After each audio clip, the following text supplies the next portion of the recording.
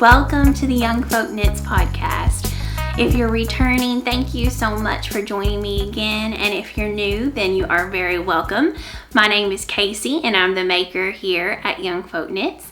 This is a podcast mainly about knitting, sometimes sewing, quilting, maybe crochet here and there. Also talk about beekeeping and our life on a small farm here in Arkansas. So thank you very much for joining me today. I'm excited because I get to announce the winner of the giveaway from episode 8 and also get to catch up on quite a few things that I've been working on. But first of all, I will start with what I'm wearing. So I finished my Lana Vest by Irene Lin and I really love it. I loved knitting the pattern. First of all, she is an excellent designer and pattern writer. She puts a lot into her patterns. Not only are the cables charted, but they're also written out. And I've never worked a pattern before where the cables aren't only charted. So that was really neat to have that written, also to have the option to look at it written out row by row. I can't imagine how long that took her. This was an Aran weight sweater and you knit it on size 9 needles. And I chose the Legros Lamb's Wool, which is by Beeshaw in the color light brown, because I kind of wanted to go for a look I had in my mind of like 80s, 90s British, out at the stables look. And when I finished it, it was very baggy, very oversized, but it kind of gave me that vibe from, the 80s, 90s Princess Di at the stables look. So I really like it. Maybe I'm crazy. Maybe I'm the only one who gets that vibe from it. But get a little bit closer. See if you can see some of the cables here. So it has 4-stitch cables, 6-stitch cables. It also has, it's very oversized. I mean, by a lot. Like my arms are way in here. But also on the sides, look how cute this is. It has a cable that runs down the side and then a split hem and ribbing at the bottom. So I'm really pleased with how it turned out. So I'll tell you what happened. I started out knitting the size 6 and my gauge was, it's very loose. And I could tell pretty quickly that it was going to be too big. So I went down to the size 5. And even with that, it is still pretty oversized. So I did get down to the very bottom of the vest. And I had done the number of repeats that the pattern called for. And it was time for me to start the split hem and the ribbing. And I realized I was not going to have enough yarn. But just by a little bit. And so I didn't want to order a whole nother skein just to finish a few rows. So I decided to go ahead and rip back a whole repeat of the pattern and then go ahead and split for the hem and the ribbing. And even at that, I ran out of yarn, so I had to end it a little bit earlier than it was called for. The ribbing's not quite as long. But the great thing about blocking is you can fix a lot of evils. So I was able to block it to the measurements that it was supposed to be, which was nice. I did try to block it a little bit smaller and I actually accidentally shrunk it a bit, but it's okay because it's still very loose, so it worked out. But it is shorter than I had hoped for, so I may try to reblock it at some point and block it a little bit longer. But right now I like it. I'm liking wearing it. It's cozy without being hot because it's sleeveless, and it's got the ribbing and then on the neck and then these big armholes and ribbing here. And something that's kind of cool is because of the way it's written, let me get a little bit closer. You have this on the armhole, let me stand up. You have this knit stitch that runs down along here. And then at the very bottom, you do a lateral braid all the way across before you start your ribbing. And I think it's just some nice little touches that make it look really, really fun. So I highly recommend this pattern. I do recommend the yarn. I think the yarn, it's a very heavy Aran. You know, it's getting close to chunky weight. So keep that in mind. Sorry, my chair is it's got these leather cushions that aren't attached to the chair. And so it makes a lot of noise because the leather cushions rub up against each other every time I move. So I'm sorry about that. I'll try to sit very still. So Irene Lin has another pattern, and it's called the Cabled Cardigan. And it is also Aran weight, and I am very interested in making it. I don't really think I have the yarn in my stash that I want to make it, but I don't know. I'm very interested in making it. So I'm gonna talk more about that in a little bit. So this is what I'm wearing, and it's also my only finished object. So there's 2 in 1. So let's go ahead and move on to some of my works in progress. All right, if you follow me on Instagram, then you saw that I cast on some socks, and I am having so much fun working on these. This is by a pattern by Stone Knits, and it is called something Tote. I don't think it's mushroom socks. I think it's toadstool socks, but I will link it below. But aren't they adorable? So I was a little concerned about my colors being low contrast, the white and the lavendery pink color. That's my main color, but I think it's looking really cute and I love it. So for my main color, I'm using Playful Day yarns in her colorway Wildflower 1. And then my heels and toes, and also this little contrast color right here, it is also Playful Day yarns in, I want to say Golden Rose. It's a mini skein that I have. Then I just had some knit picks mini skeins that I had been dyeing up myself, and I had some undyed, and that's what I was using for the whites of the mushroom. And then the red is Little Line Head Knits in vintage flannel or vintage plaid. I'm not exactly sure, but I'll put that below. But oh my goodness, I'm loving these socks. So I'm gonna go ahead and knit the sock out, and I think that at the bottom of the toe, it calls for another repeat of this. And I believe what I'm gonna do is omit that and just do a contrast toe in this golden rose color. So I love these. I think they're adorable and they're very fun to knit. Sorry if you got to hear a little bit of thunder. We're having a little winter thunderstorm outside. It's 30 degrees, but it's still coming a thunderstorm, which is very surprising. But that's Arkansas for you. So I was inspired to make those socks because I was watching a podcast called Orchid's Heart, and she made an adorable pair of the toadstool socks, and I thought they turned out so cute that I needed a pair of my own. So you should check out her podcast. It's really cute. All right, what else am I working on? I have been talking about casting on the Bear cardigan, if that's how you say it. It's by, it's in the Shetland Trader 3 book.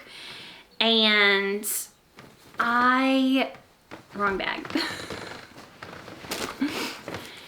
And I very excitedly cast it on with my Quince & Co.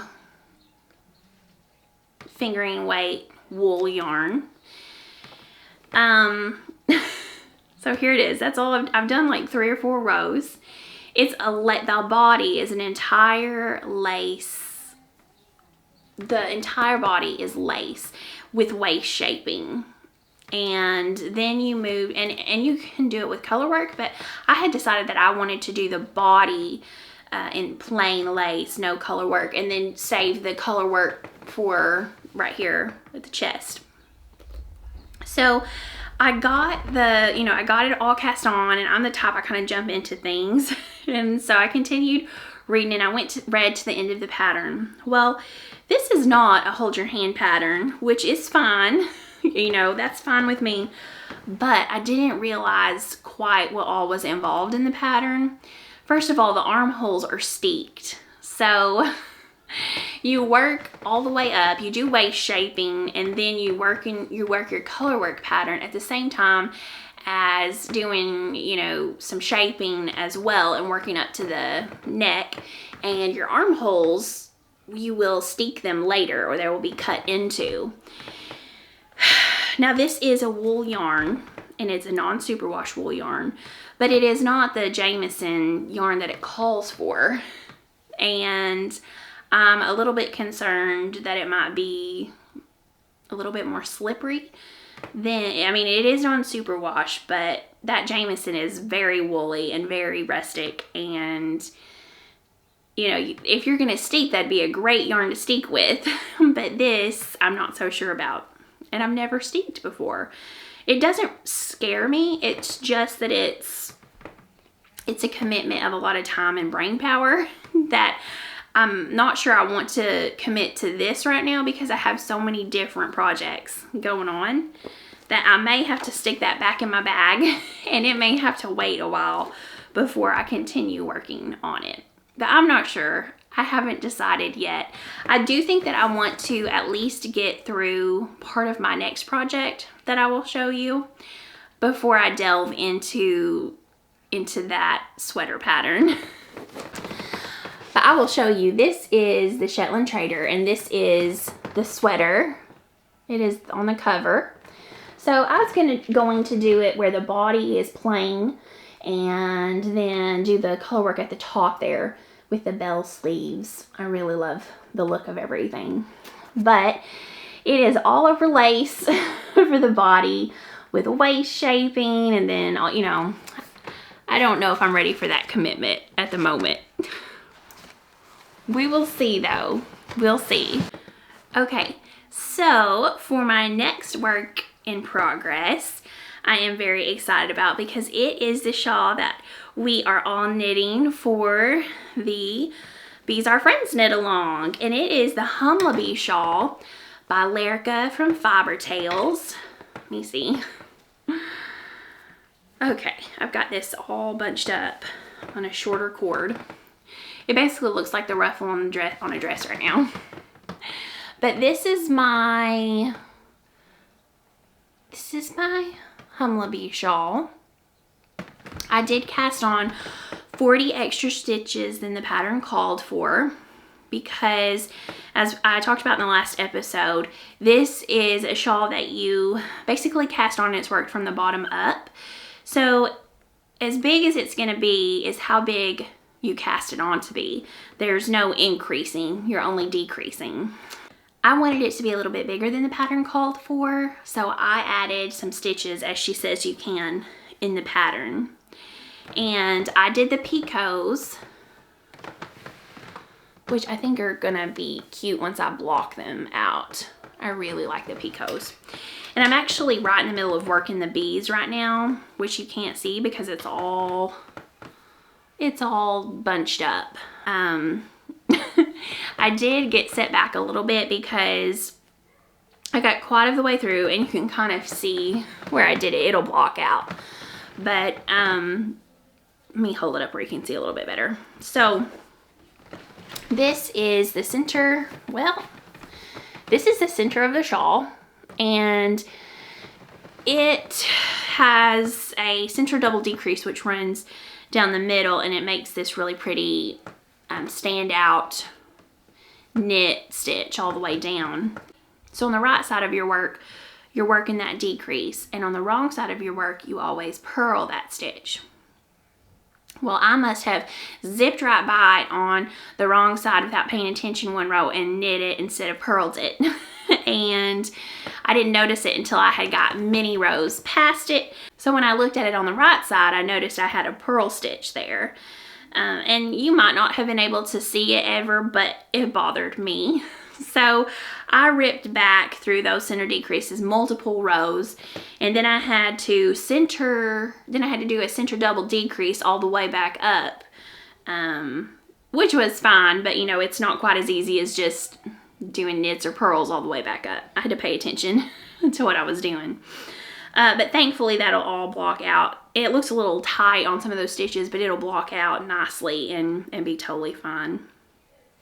So now I'm working the bees, and I'm excited to see those finish up. I'm a little bit behind. I wanted to start on January 1st, but I've had quite a few things going on this week that has not really enabled me to knit at all.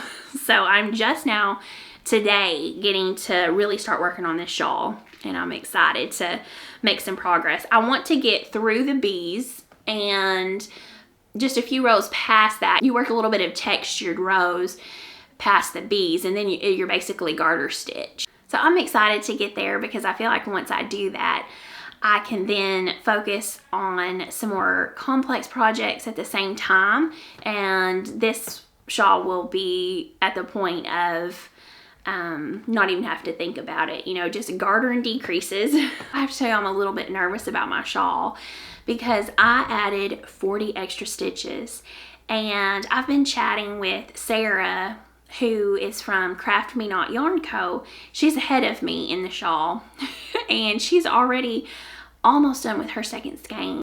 She's in the garter section, you know, not that far past the bees. So I'm a little concerned that I may not have enough yarn, but we were talking about what's difficult to know for sure is that we both always do shawls where you start, for instance, with a garter tab and you increase to the size that you want. So this is new to me, to start with the number of stitches that you're at your biggest when you cast on, and to decrease. So obviously you're going to be using your most yarn at the beginning of the shawl, and that's to be expected. But I don't feel like I have a point of reference to know where I'm at with how much yarn I'm going to continue to use. So I'm a little bit nervous because I can't just go out and buy another skein of this yarn. I'm using the Wollentwine DK yarn. She doesn't have any in stock. I'm not sure if she's still dyeing this caramel color, and of course she's overseas, so it's difficult to get. So I'm nervous. I may end up having to rip back and go from 40 extra stitches to only 20 extra stitches. But we'll see. I'm going to keep going. I may knit the whole thing until I'm out of yarn and then rip back, but I'm going to decide at that point. Also, if you have added extra stitches and then you get to the zigzag portion, I wanted to talk a little bit about that in the pattern. I don't want to give away too much. It is a paid for pattern, but it tells you to do something at the beginning of the row, and then in parentheses it has, you know, a certain stitch pattern that you follow, and it says times 15. So let's say that you did 40 extra stitches like I did. That is 20 extra stitches on each side of the center. So you're basically going to add 20 stitches, and there's 10 stitches in each repeat. So you're going to do what's in the parentheses times 17, because that's 2 more repeats of the 10 instead of times 15. If you did 20 extra stitches, so that's 10 stitches on each side of the center, then you would do it times 16 instead of times 15. So hopefully that makes sense, and you guys are all probably figuring that out perfectly on your own. But in case you didn't want to have to do the math, now you won't have to. So I have some exciting news about the Bees Are Friends knit along. Susan from Delightful Works on Instagram, and I think that's her name as well on YouTube. I'll have to look, but on Instagram it's Delightful Works. She has an Etsy shop where she sells bags, and she has sent this gorgeous bag and donated as a prize for one of the knit along participants. And I wish you guys could see it in person. It's really pretty. So not only do you have this super adorable bee print with the flowers on it. Let's see, you see that? Then with it, you have this coppery colored fabric that has the slightest bit of sparkle to it. It reminds me of a bit of Stellina in the Farmer's Daughter Fibers sock Moon Sisters base, because it's not too much, it's just perfect, and I love it. And it's a drawstring bag, but it is also I don't know if it almost feels like a quilt, because it is very sturdy. It can stand up on its own, and it's a nice thick bag. I mean, it is a very high quality bag. So somebody is going to be very excited to get this bag, and you guys should look at her Etsy shop because you can get one for yourself. I think she said she was adding some more of these bags to the shop this week. So thank you, Susan. It's very generous of you. So the Bees Are Friends Knit Along, just a reminder, it runs until March 31st, 2022. And if you're on Instagram, just search for the hashtag Bees Are Friends Knit Along, and you'll see the post with details on it. Okay, that's pretty much what I've mainly been working on the last little bit. I haven't got to knit just a whole lot, but I'm also still working on the red sweater, the teddy bear sweater from Petite Knits. I feel like I have made zero progress, but I'm hoping that now that I have got this off, that I can focus a little bit more on that for her and finish it up quickly. Okay, so now I want to show you guys a few things in acquisitions. Okay, I wanted to talk to you guys a little bit about yarn stash and acquisition. I've seen a lot of people talking about doing a no buy for the year on yarn, and I have told myself I was going to do that so many times, and I've never been able to stick to it. So I'm not gonna tell myself that I'm not allowed to ever buy any yarn this year. But it does resonate with me that I do very much need to work through what I do have, because I've bought quite a few sweater quantities of yarn, and it's beautiful yarn and I love it, and I don't have room in my home for it to just be sitting there, you know, unused in a box. I need to use what I've got. So while I'm not saying that I'll never allow myself to buy any new yarn this year, I do very, very much want to try to focus on using what I already have. And I think that would be the best use of my funds and my time, and following through with, you know, some of the commitments I had made to myself. And I'm also trying to do better about not buying things unless I am specifically ready to work on it at that point. Because a lot of times a pattern for a sweater, for instance, will come out and I think it's lovely and perfect and I want to make it, but I know I can't make it right then, but I'll go ahead and buy the yarn for it. And then before I get to the point of being ready to make it, a new pattern comes out that I like, or I'm more excited about it at that moment. And so I decide to knit it instead. And then that yarn that I bought for the previous sweater doesn't get used. So I need to do better about not buying yarn until I am actually at the point of being ready to cast on. And I think that it will be easier for me to use what I have if I do it that way. That being said, I don't want to spend too much time on it. I'm also not going to do a make 9, and I have done that in the past. There's nothing wrong with it. I love seeing everybody else's make 9. I could just look through those all day and see what everybody else is planning to make. I personally have made a make 9 multiple times, and I might make one thing on my make 9 and then I don't make anything else on it. So really, I just have more of a list of things that I am interested in making this year. So one of those things is the Winter's Beach Cardi, and I actually have some yarn from Autumn and Indigo, and it is their Home DK base. And I have that in my stash ready to make. So I do want to make that this year. In fact, that may be the next garment that I cast on. And Autumn and Indigo has everything on sale right now. So if you're interested in her yarn, you should go look at her website. Another thing that I had showed y'all previously, I have got the yarn for, is a Spark cardigan by Andrea Mowry. And I love the yarn that I got for that. I've got some Magpie Fibers yarn and some Spin Cycle yarn. So I would also really like to make that pattern at some point this year.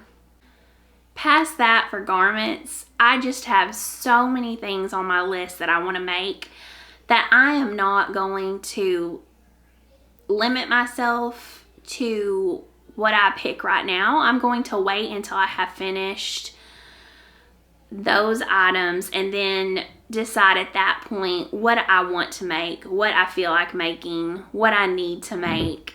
And I think I'll be more likely to enjoy what I'm making if I do it that way. I have gotten a few new skeins of sock yarn. This is by Nomadic Yarns. And it is her yak sock base. It is so soft, I can't even believe it. And I'm in love with it. I've got 3 skeins of some different self-strapping yarn from her. And I just want to use these to make some simple ribbed socks, I believe, in a few different self-strapping colors. Probably the DRK Everyday Sock. And then I also love, it's either Emily's Favorite Sock or Favorite Sock. It's by Emily Foden. I love that sock. I already have a pair of those, and I think they fit excellently. So I know I would enjoy having more of them in my sock drawer. But I was very excited to get this. Those colors are very me.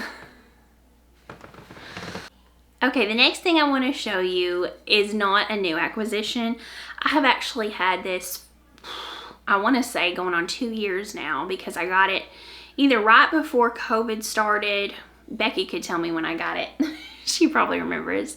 I either got it right before COVID started or right after it started. But I have a drop spindle. I do not have a spinning wheel. This is the only spindle that I've got.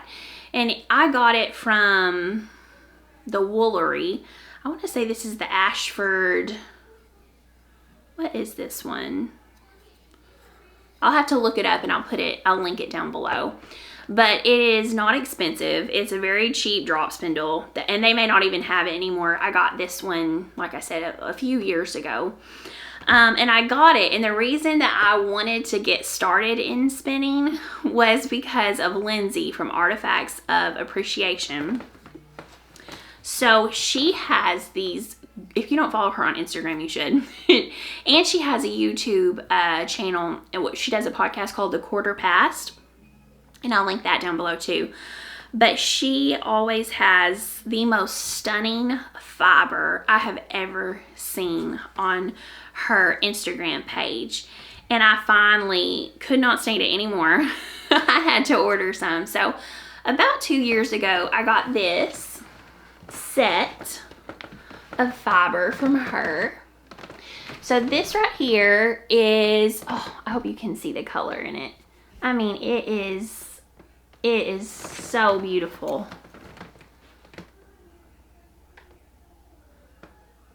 Well, is it gonna focus? Hang on. I just absolutely, I mean, it's dreamy. So this is 60/40, let me see, yeah, 60/40 Polworth and Silk and Falkland, and it's by West Coast Color, but she kind of curated everything. Man, I love that. And it came with these gorgeous colors right here. And this is Undyed Shetland in the color Dark Gray by Small Bird Workshop. And then Undyed Romney and Rambouillet and Cotswold by Wool Maiden. Aren't those colors awesome? Oh my goodness. It is just, I mean, it made me drool. I had to get those. As you notice, 2 years later, here they are, and I still have not spun them up. And that is because these, I have this really bad habit of, whether it's an outfit or knitwear or especially yarn, it's like I don't want to waste it. I want to save it for something special, and then it ends up sitting there and not being used. And I hate that. I hate it when I do that. So I also got some, oh man, this is from the Woolery too. What is this? Just some fiber that I wanted to practice with. So this is the only thing I've ever practiced with, and it's just gone right out of my mind. It's Jacob Top, 250 grams in the color gray. Let's see. So this is all I've ever practiced with, and it's, you know, I want to just go ahead and use that beautiful fiber from Lindsay, but it's almost like I'm scared to use it. I have not invested in a spinning wheel because not only is it quite a high cost to invest in it, you have to invest in the space for it as well. And I'm not sure I have the time in my life right now to devote to spinning. But I've been seeing it a lot. Of course, Andrea Mowry has started doing the segment on her podcast about spinning. And so I think that has really increased interest in spinning, which I think is really cool. Also, if you watch Little Fern Fibers, she spins, and I think she's so cool because she has been spinning wolf fur and knitting with it, and I think that's just the coolest thing ever. So there's just been a lot of spinning content that I have seen lately, and I love seeing it. I don't know anything about spinning, so I can't give you any advice, except I would say some people have tried it and they don't like it. So I would not be quick to invest in something like an expensive large spinning wheel. Now, it's totally different spinning with a spindle and spinning with a spinning wheel, but you might even try getting a $15 spindle and see if you like it at all, and if it's something that you want to invest your time and money into before you jump down that rabbit hole. Yes, I do think it's been really cool seeing everybody's spinning stuff lately. Since I've mentioned a few podcasts, I also want to mention the Crayabea podcast. I feel like I'm late to the party, and y'all all probably already watch her, but if you don't, you should definitely check her out. I love the podcast. So her name is Rebecca. She's from Edinburgh, but she has been living in London. I believe that she has just moved back to Edinburgh though, and she speaks Dutch. I mean, she's a great knitter. She's a very cool chick, so you should definitely check her podcast out. I've been enjoying it, and I could listen to her talk all day. So I wanted to talk a little bit more about the Bees Are Friends Knit Along. It is being hosted by myself and Becky, who is on Instagram at A Hand Knit Letter. So you can see more details on our Instagram page if you want to look at that later. But it does run from January 1st to March 31st of 2022. We're knitting the Humla Bee Shawl by Lerica of Fiber Tales. And I have a whole YouTube episode, a special episode, which is prior to this one, that you can get all the details on if you want to hear more about it. So on that episode, I showed y'all how I was doing the cast on for the picots. And the main reason I wanted to show that cast on was because a lot of people were having trouble, not with how to do a cable cast on or a knitted cast on, but a lot of people were having trouble with the numbers coming out right, and that all had to do with the picots. So I was mainly just wanting to show how I did the picots and give a visual if anybody was having any trouble with the directions on the picot stitch. I was, of course, I don't film tutorials, and I was nervous, you know, filming that. I didn't want to talk too much, but I totally forgot to say something very important in the tutorial. And that is that I started out trying to show you guys a true cabled cast on. And then I substitute a knitted and cabled cast on for each other back and forth in patterns that call for one or the other based off of what I want to do. And a cabled cast on is a very firm cast on, and that is where you go in between the two stitches and pull up a loop, and then you pull your needle out and you go through between those two stitches and pull up another loop. And a knitted cast on is where you go in to knit, and that is what I switched to doing in the tutorial to show how you could cast on faster. And that is what I do most of the time when it calls for a cabled cast on. I will substitute a knitted cast on. And I had a knitter once tell me that they're very similar, that you can substitute one for the other. A knitted cast on is a little bit stretchier, and honestly I prefer that, because for me, I find that I have a very loose gauge. And if I do a cabled cast on where I go in between the stitches and pull up a loop instead of going in as a knitted cast on, going in as if to knit, my cast on edge is very, very tight, and the rest of my work is very, very loose. So while they're very similar, the knitted cast on does have a little bit more stretch to it. And it's also so much faster because you can just leave your needle in and cast on and then go to the next and leave, you know, as I showed in my video. It's so much faster. But I do want to make sure that y'all know that if you're wanting to do a pure, and I should have labeled it as such, and I should have I got in a big hurry because I was nervous. But I should have been a little bit more clear about that. If you want it to be a pure and true cabled cast on, you need to go between the stitches and not knit into the stitch.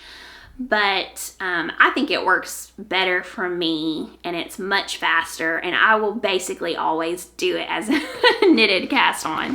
But I just want to apologize if I confused anyone, and make sure I throw that out there to verify that there is a difference between the two. All right, so now it is time to announce the giveaway winner. So earlier I was able to have a random winner picked, and that person is Sadie Patton. And her comment was, "My dream is to get 4 hens and name them after the Golden Girls, Rose, Blanche, Dorothy, and Sophia. And I am and have been subscribed for a while. Excellent podcast and content as always." So thank you so much, Sadie, for subscribing and for your comment. So Sadie, if you are on Instagram, you can send me a direct message on there to youngfolk.knits. And if you're not, you could also email me at youngfolk.knits@gmail.com, and I will get your Ravelry pattern to you. Thank y'all all so much for entering. I plan on doing more of these along the way. And also don't forget to join in the knit along, because right now I know that we are for sure going to have 5 different winners of some amazing prizes. So high chances there, you guys. I hope y'all join in. So a little bit about what has been going on around here. We've had some very warm days, and the bees have been out flying around. We have a feeder that we give them pollen from. So they do have their honey stores, and that is very important for them to be able to make it through the winter. But that is their carbohydrates. If they start coming out of their hives and flying around, they really need a protein source as well. And so we have some pollen set up. Since it is such warm weather, we want to make sure that they have got some available. And I'm going to insert some footage at the end where you can see them coming out and getting their pollen baskets full and taking it back to their hive. So that's been nice to see our little bees lately. And we also got our first dusting of snow this week. So it went from 70, 80 degrees to in the 20s and teens, and today it's 30 degrees. We're all a little bit sick because the weather keeps changing.